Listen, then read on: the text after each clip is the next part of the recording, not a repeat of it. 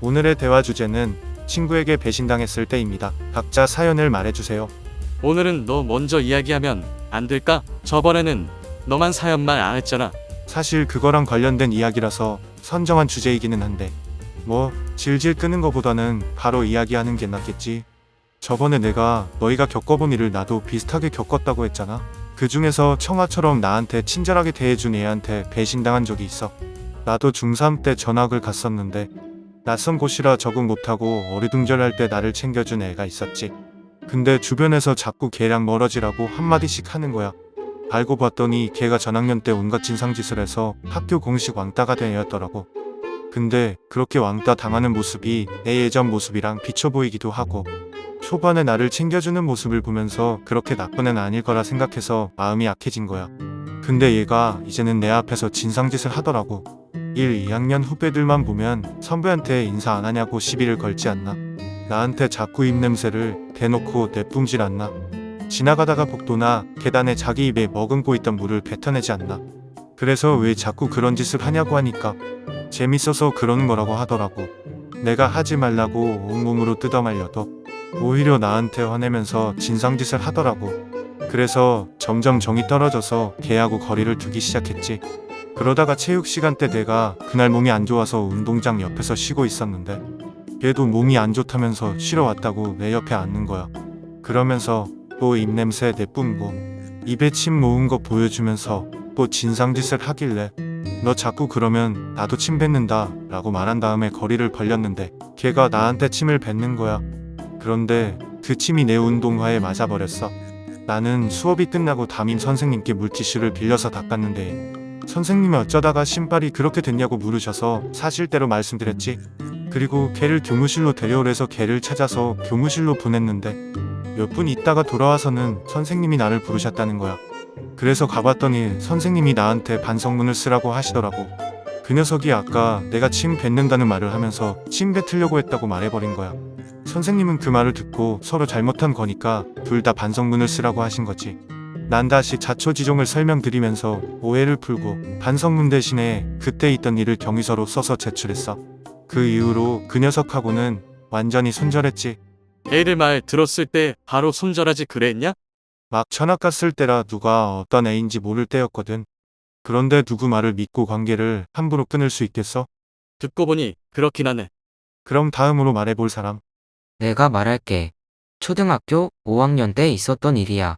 당시에 나를 괴롭히던 애들을 학교폭력 설문조사에 적어서 낸 적이 있었거든. 그때 선생님께서 나랑 걔네들을 따로 불러서 걔네들을 혼내시더라고. 나는 옆에서 보고만 있다가 선생님이 나랑 걔네를 돌려보내셨지. 근데 그때 한 녀석이 나를 부르는 거야. 난 그때 바로 보복이 들어올 줄 알았어. 근데 보복은 안 하고 나랑 친하게 지내자고 하더라. 생애 처음으로 친구가 되자고 했던 애라 나는 얼떨결에 좋다고 했지. 초반에는 처음으로 친구랑 영화관도 가보고 식당 가서 밥도 먹는 경험도 해보고 좋았어. 그런데 가면 갈수록 얘가 나를 통제하려는 모습이 보이는 거야.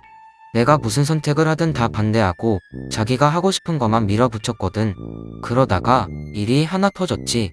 걔가 어느 날 김밥이 먹고 싶다고 말했는데 자기는 돈이 없다면서 나한테 돈 있냐고 물어보더라고.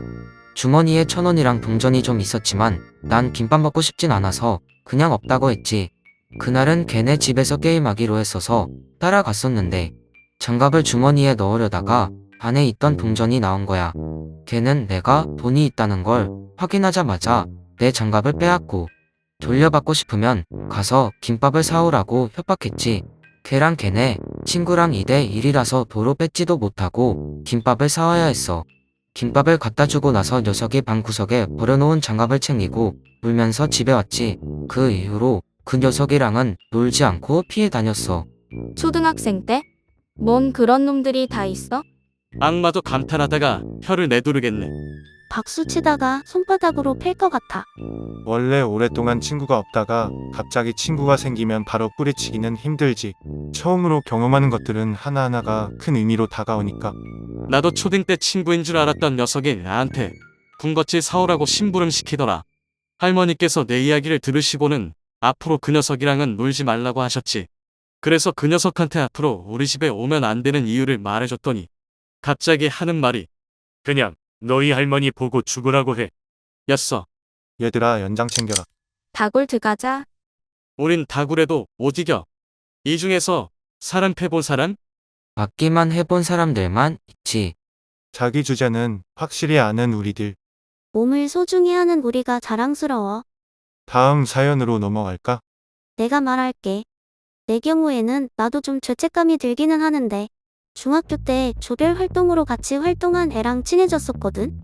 그 이후로 게임을 같이 하거나 했는데 내가 게임을 잘 몰라서 트롤링만 저지르고 그 애가 여친이 있다고 나한테 자랑했는데 그때 연애를 하고 있는 게 멋져 보여서 주변에서 연애 비슷한 이야기만 나와도 그 애의 이야기를 했어.